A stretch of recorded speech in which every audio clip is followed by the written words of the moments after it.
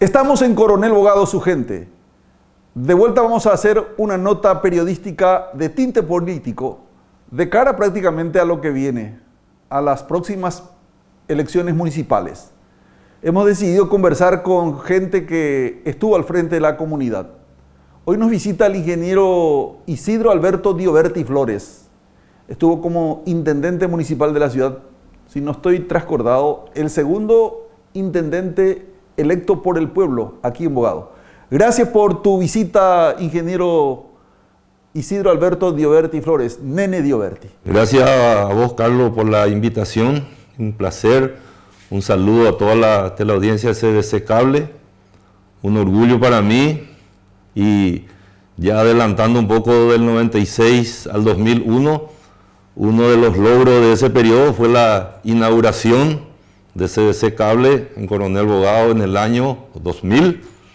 Creo que iniciaste este emprendimiento prácticamente que trajo muchos beneficios para la comunidad, que hasta hoy en día, y te felicito por toda la infraestructura que es hoy, es todo un orgullo para los bogadenses. Bueno, nos tomó de sorpresa el ingeniero Dioberti. Cuando él era el intendente, inauguramos este canal, comenzamos la era de la televisión por cable. Qué gran detalle. Creo que la radio emisora también. La radio también, yo me inauguré prácticamente porque yo asumí en diciembre del 96, y en el 97 con el ingeniero Guasmosi vino a inaugurar la radio y inauguró también el Instituto de Formación Docente y la ampliación de la ANDE. Esos tres, la ANDE, el instituto que tiene una linda historia también con el doctor Nicanor Duarte Frutos, porque quedó como la anécdota. Anteriormente los institutos de formación docente eran para las ciudades cabeceras de capital, de departamental, y fue tanta la gestión y la presión, vamos a decir, que él, siendo viceministro, vamos a decir, nos dio ese privilegio de dar los rubros. Creo que era, no quiero decir la ciudad que iba a hacerse, se iba a hacer ese proyecto, y cambió a Coronel Bogado. Inclusive él siempre nos cobró, vamos a decir de una manera así, que él nos inauguró, porque en el 97 él ya tuvo el problema político con Guasmosi y se candidataba ya para ser vicepresidente de Argaña, y vino a inaugurar el doctor Sarubi, y la directora de formación docente era la doctora Blanca Velar. Ellos inauguraron. Ingeniero Dioberti, tomaste la municipalidad siendo muy joven, has estudiado ingeniería en el Brasil. Era una de las pocas localidades del Paraguay que tenía un intendente con extraordinaria formación académica y fuera del país. Y realmente joven ya tenía 36 años más o menos, por ahí creo que.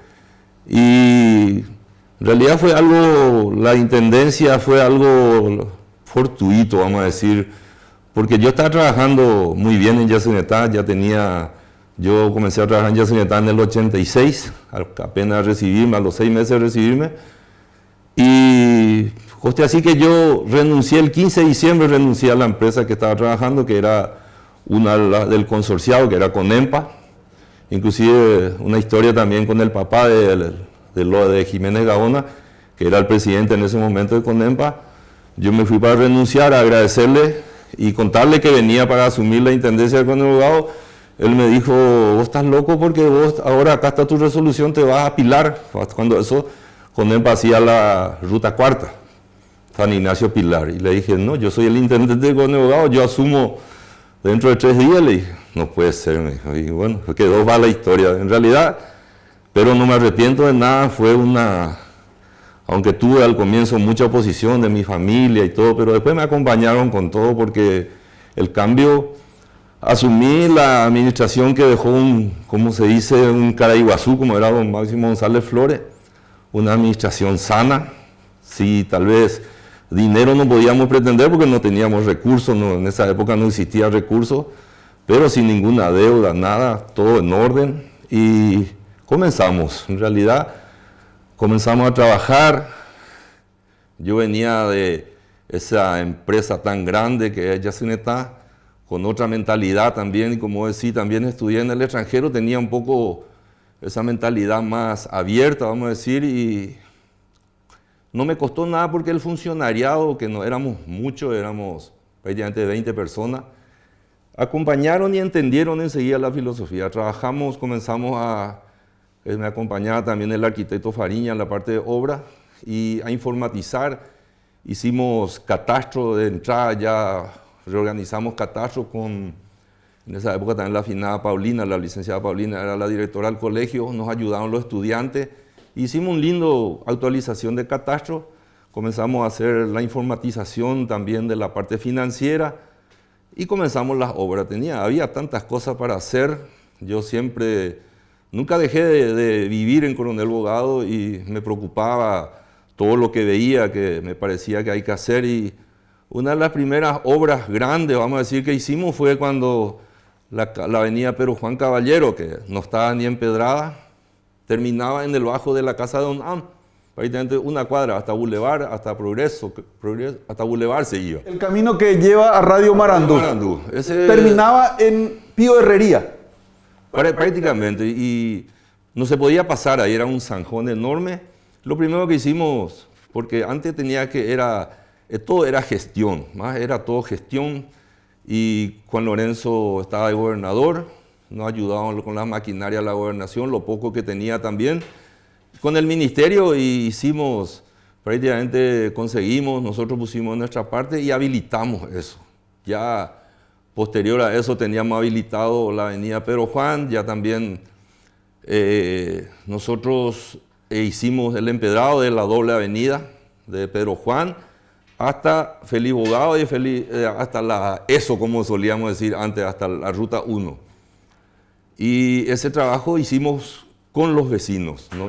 Vamos a decir, la municipalidad no tenía rubro, y aparte de eso, un poco también aprovechar para aclarar, Carlos, que muchas veces yo suelo escuchar que autoridades municipales dicen que desde que este gobierno, que no es de nuestro color, asumió la municipalidad, no se cobró más empedrado. Sí, la gente está feliz porque no paga empedrado, pero últimamente también escasea el empedrado en Bogotá. Y ese es el tema de los famosos, que es nuestro logro, nuestra gestión, la gestión de muchos intendentes de esa época, el logro de la ley de royalties.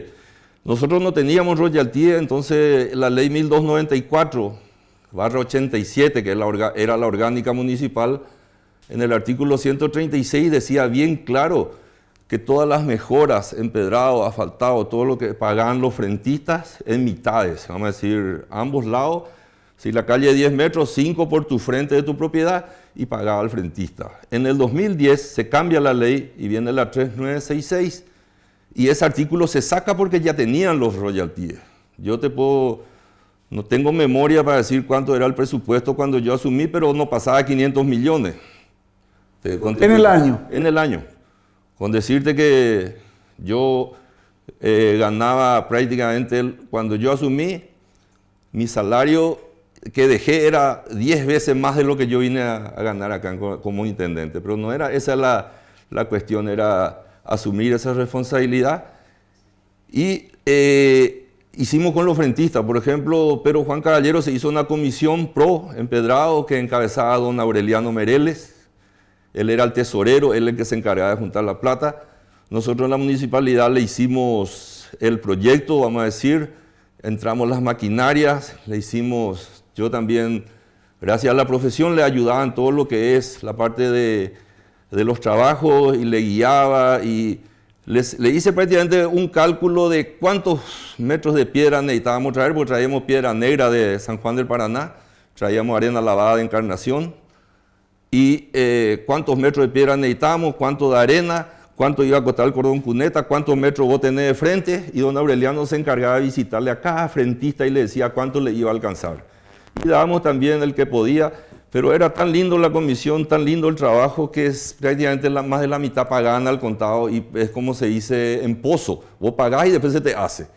Y así también fue la avenida José Félix, y ahí había otra comisión con don Genaro Lunaga, cuando es de frente a su casa, esa era otra comisión, que también de la misma forma se hizo.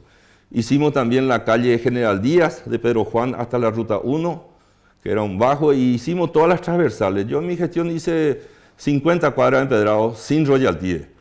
Prácticamente fuiste el iniciador de los empedrados entonces, Coronel Bogado. El intendente que comenzó el operativo empedrado, pero que pagaban los frentistas trabajando, como estás explicando. Y también traje la innovación, hasta hoy día la gente no se anima a usar, pero te puedo decir que la avenida Pedro Juan, la avenida José Félix, Alberdi y General Díaz, todo se hizo con arena lavada, no con tierra.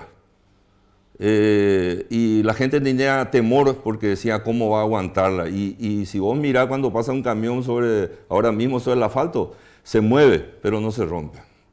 Porque la arena tiene la compresión, una compactación y amortigua el peso. Y cuando es tierra y no está bien seca, por ejemplo, pisa con fuerza y por eso revientan los empedrados. Bueno, es el beneficio que tiene Coronel Bogado de haber tenido un hijo que fue a estudiar ingeniería en el Brasil y lo aplicó en su ciudad natal. Muy trascendente, muy importante.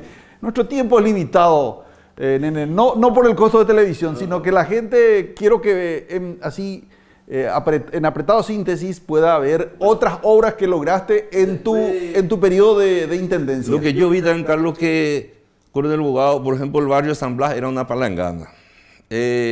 La zona de General Díaz y ahí detrás de la esquina de Don Lobo, por ejemplo, y Santa Cruz, cada vez que llovía el Caipuente rebosaba todo, se inundaban todo.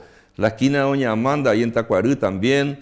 Y comenzamos a hacer drenajes, eso también es una gran cosa, comenzamos a hacer drenajes, comenzamos a hacer muchos puentes también de hormigón, varios, hicimos, te digo, 10, 12 puentes más o menos hicimos, porque comenzamos, se nos fue todo también el puente que está ahí en Juliacueto, detrás de lo que era el supermercado anteriormente de Hernández, estaba el bañito de la Chipera, que también hicimos nosotros.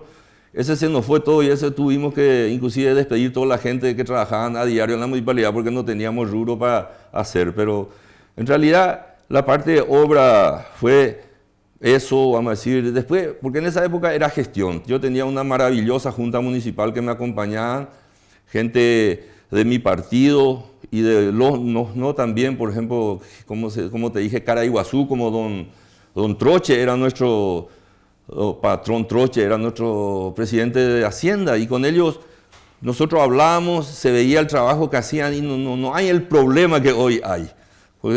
Pero al final llega otra vez, porque cuando hay mucha plata no hay problema, pues no había plata entonces no había problema, pero trabajamos de forma maravillosa. También teníamos 2 concejales del Encuentro Nacional, que era el finado David Pacianit y María Elena. Había 3 liberales y 7 colorados. Y la parte de cultura estaba Nélida, también la parte de educación estaba Andrés, y la parte de trabajo estaba Misca, estaba Wildo Giles, estaba Adolfo, la parte de agricultura. O sea, era un equipazo. Y así trabajamos, y fue así que, por ejemplo, que yo siento mucho que se virtuó el caso de nosotros que llegamos a construir con una ONG española, MPDL, Movimiento por la Paz, el Desarme y la Libertad se llama. Y hicimos ahora creo es escuela, parece que está ahí detrás de la facultad. Ese iba a ser un cobijo de niños. Cobijo de niños, y la idea era para las madres solteras que querían trabajar para dejarle a sus chicos a las 7 de la mañana y retirarla a las 5 de la tarde. Perdóname que te corte. Sí. Para mí la obra más trascendente era Nene Dioberti en la intendencia, es esa obra. Que las domésticas tenían la posibilidad de dejar así allí a sus chicos bajo cuidado. No solo domésticas, gente que podía trabajar de empleada en un negocio, que atendía un negocio, era para madres solteras. Esa es la condición, y tampoco era gratis. Se cobraba, con la Junta fijamos el precio de un pasaje, lo que se cobraba el pasaje diario en Asunción. Por decirte, hoy es 3.000 guaraníes el pasaje. Se cobraba 3.000 guaraníes por día, porque entendíamos que una funcionaria que está trabajando afuera, en esa época ganaba 10.000 guaraníes, entonces creo que en esa época cobrábamos 1.000, entonces le sobraban 1.000 y venía su chico, tenía buen cuidado, y ahí desayunaba, almorzaba y merendaba. Pero después se desvirtuó lastimosamente. Bueno, tonelada de informaciones nos trae hoy el exintendente Isidro Alberto Dioberti Flores.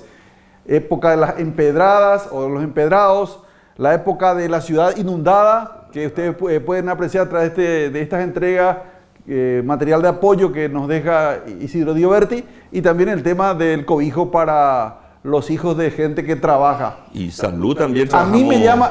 A a mí me llama la atención también la arborización de las dos avenidas. Sí.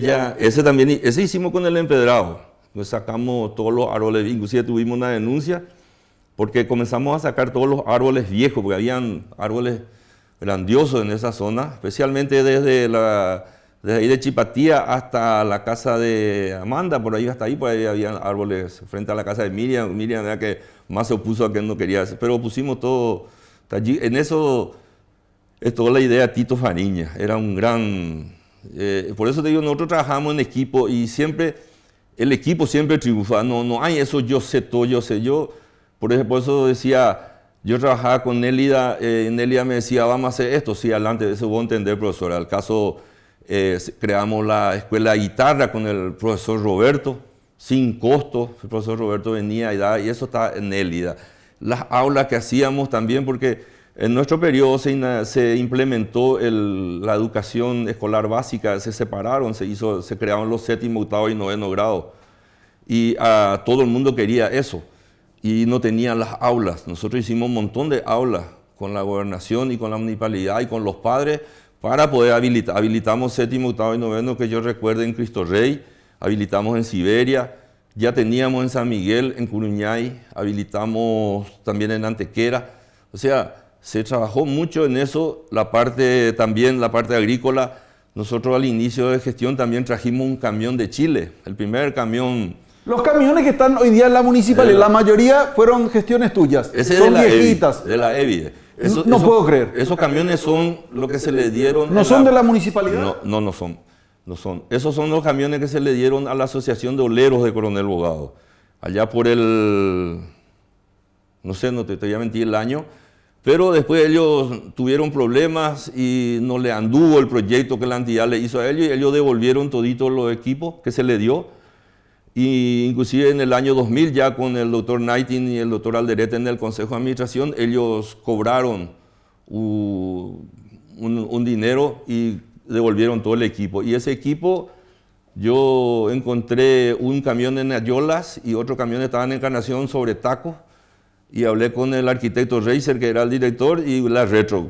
Esa obra trascendente entonces, Nene, porque los intendentes actuales se están luciendo con esos camiones. Hasta hoy está. Y esa es una de las falencias. Yo siempre digo, ¿qué equipo vial se compró? No. Yo asumí hace 25 años, en el 96, entregué hace 20 años. Y en 20 años no se compró, Gile compró la moto ni el ahora. Yo tenía una 120 G que era a garrote, ahí prácticamente César era hasta hoy en día que está. Y después Gil le compró la Caterpillar que tiene que ya articulada, que ya para nosotros era un lujo ya tener eso.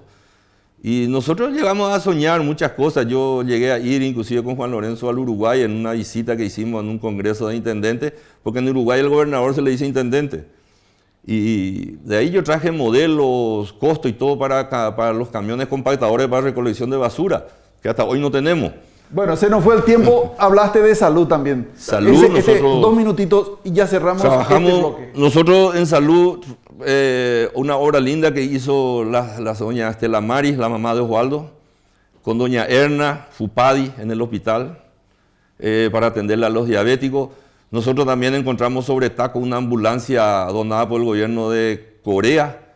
Hicimos reparar a 0 horas y en el 99 prestaron de nosotros para la Copa América y nunca más vino. También las farmacias sociales implementamos.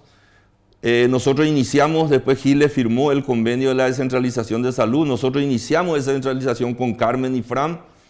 En mi gestión también se construyó el puesto de salud de Ipitá, de Santa Clara. Mejoramos el de Cristo Rey, mejoramos el de Curuñay y mejoramos el de San Miguel. En todas esas unidades había la famosa farmacia social, que después también en 2008 se eliminaron. Todo eso fue un engaño, salud gratuita, que aparentemente no funciona, parece más populismo que otra cosa. Y en fin, hay tantas cosas. También trabajamos mucho con el deporte, con mi compadre don Aníbal Obregón. Pero sacaron siempre campeón al Caballero entonces. No, Aníbal era presidente de la liga. Hicimos, no me acuerdo bien si era un campeonato nacional de Interliga acá. Sí, me acuerdo. Yo trabajé también con el Club de Leones, por ejemplo, una vez hicimos un congreso nacional en La Pancha con Leo Zucca. En mi época también se inició el Club Ferro.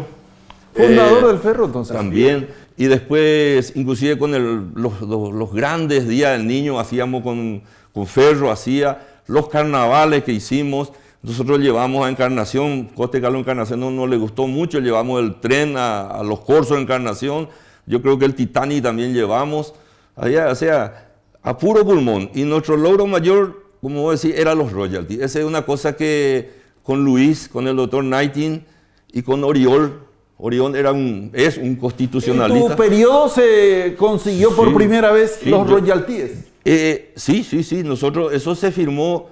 Te cuento cortito cómo es la historia de los royalties. Nosotros iniciamos con Oriol ese sueño. Y después todo el mundo agrandamos. El intendente de Salto de Guairá, Caballero, el finado Romero Roa, el diputado que falleció hace poco, era intendente de Minga, Guazú. El doctor Federico Franco era intendente de Fernando Lamora. Y comenzamos a hablar con todos. Y después, cuando se dieron cuenta que teníamos mucha oposición y no íbamos a nosotros disfrutar de nada, prácticamente mucha gente se echó atrás.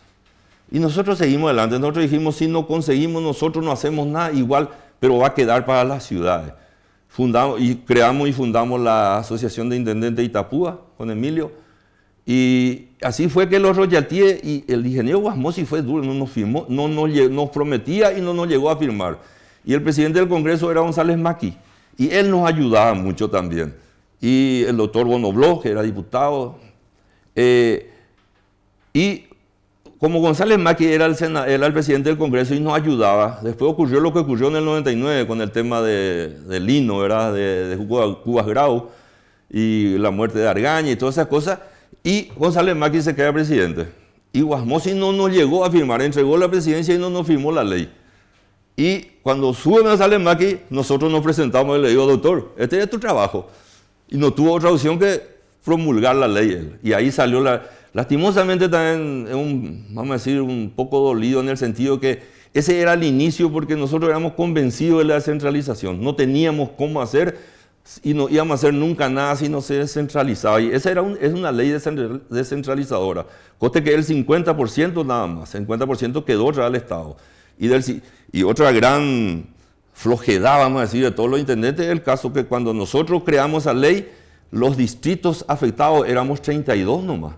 O sea, el 15% del 50% de la media torta, 15% para los distritos afectados, 25 no afectados, 5 gobernaciones afectadas y 5 gobernaciones no afectadas, ahí completar los 50. Y ese 15% dividíamos entre 32, hoy ese 15% se divide en 90 por ahí. Entró todo Pilar, todo Ñembucú, entró todo Misiones, entró todo. Al final se desvirtuó porque ese es solamente para afectados y nadie más, los intendentes, peleó. Nosotros teníamos una meta que si Guasmosi no firmaba la ley, yo te puedo asegurar que nosotros íbamos a sacar un porcentaje del IVA que queda a los distritos también. Nene, extraordinaria tu explicación. Finalmente encontramos que Dioberti, el bogadense, en su intendencia logra los famosos royalties que hoy hacen progreso en todo Paraguay. Vienen unas elecciones. ¿Cómo estás viendo al Partido Colorado?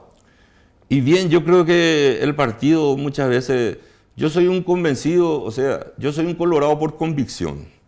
Yo siempre digo y les digo inclusive a los jóvenes, tomen la posta. Nosotros, como vos dijiste, no era tan joven yo también, pero yo comencé la política prácticamente en el 2000. Yo fui miembro seccional con Juan Lorenzo, se le eligió en 2001 presidente seccional.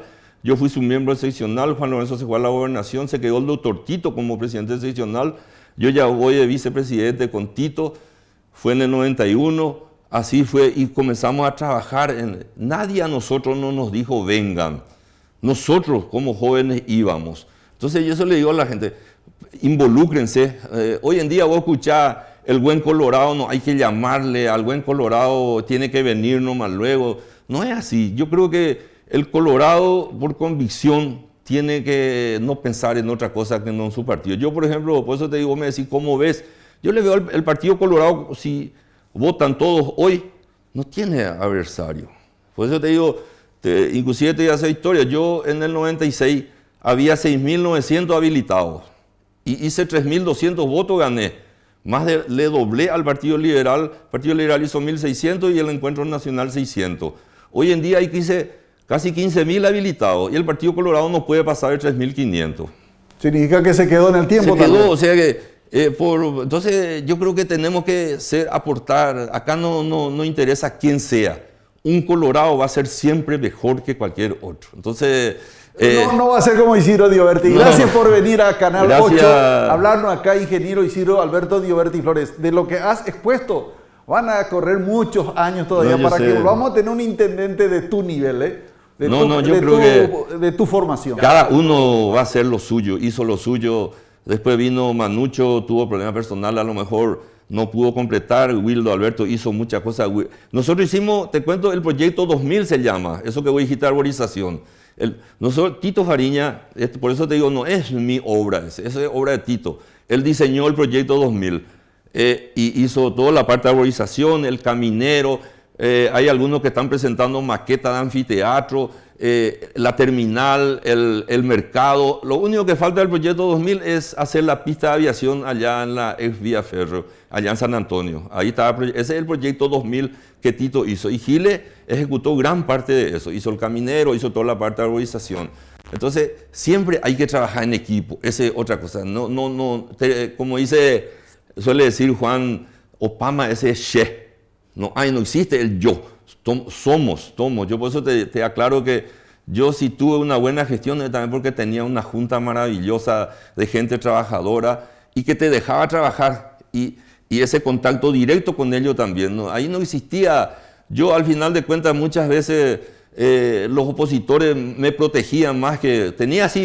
siempre existe un talibán, había así, uno o dos que te tiroteaban, pero no podía porque las gestiones y los proyectos y las obras, y yo le bajaba siempre, o sea, la practicidad también, que yo le bajaba los números, le decía así cuesta. Y con lo que vos dijiste, esos camiones que yo encontré sobre Taco, llevé hasta Peruichá, le estoy haciendo propaganda, pues son camiones Ford 14.000. Y le dije, yo quiero estos camiones que me entreguen 0 horas, quiero que me den el presupuesto para como 0 horas. Y le traje en la junta. Le expliqué a Don Troche, le expliqué a Misca, Cacho, que entiende también de eso, a la gente que entiende. Y me dijeron, está bien. Bueno, metele, me decían. Hasta inclusive nosotros hacíamos eso, metele, y no tenían, muchas veces es que llevábamos primero a probar, porque trabajábamos en equipo. Y no puede una persona, hay que liderar todo. O sea que el mejor líder no es el que sabe más, sino el que sabe delegar. Y en eso tenemos que irnos porque con el dinero que hoy se tiene, que viene, nosotros no teníamos ese Fonacide y se hacía aula. Hoy en día, con el dinero que hay, Coronel Bogado tiene que brillar. Yo siento mucho la universidad que tenemos acá también, gracias al esfuerzo de toda la gente. Don Lucio hizo la primera planta, la planta baja, la entidad hizo la segunda planta y quedó ahí. Esta administración municipal, no sé si invirtió un guaraní en la universidad y nos quejamos todo el día. Y a mí muchas veces me cuesta mucha crítica, como vos decís, cuando uno dice la verdad. Pero yo siempre le digo a la gente joven y no le gusta que se les reclame a ellos, ¿qué ustedes hacen? ¿Por qué si son tan rebeldes contra nosotros los políticos? ¿Por qué no son rebeldes con su intendente y manden construir más? Porque el día que si vos querés más carrera, tenés que tener infraestructura. Fue lo que nos dijo Idelgardo cuando nosotros nos fuimos a pedirle más carrera. Vayan, tengan la infraestructura y pídanos. Pues yo siempre digo también, la UNI no invirtió acá en infraestructura, hizo toda la comunidad. Y tenemos varias carreras. Los jóvenes también se enojaron conmigo en una oportunidad por el tema de los colectivos. De aquí se pelean todos los años por los colectivos. Y yo una vez le dije, la solución es fácil. Los colectivos van a usar los estudiantes que se van a Encarnación a estudiar la carrera que no existe en Coronel Bogado. Si en la carrera hay un Coronel Bogado, que pague pasaje. Se enojaron, casi si podían quemarme, me hubieran quemado en la plaza. Pero son verdades, por eso nuestra facultad hay que apoyarle más, tenemos que tener infraestructura y pedir carrera. Excelente. Gracias por tu presencia aquí en Canal 8. Hablamos bien con Isidro Alberto Dioberti Flores. Teníamos planificado pocos minutos, pero doblamos. Gracias, Carlito. Gracias. Saludos a todos. Gracias.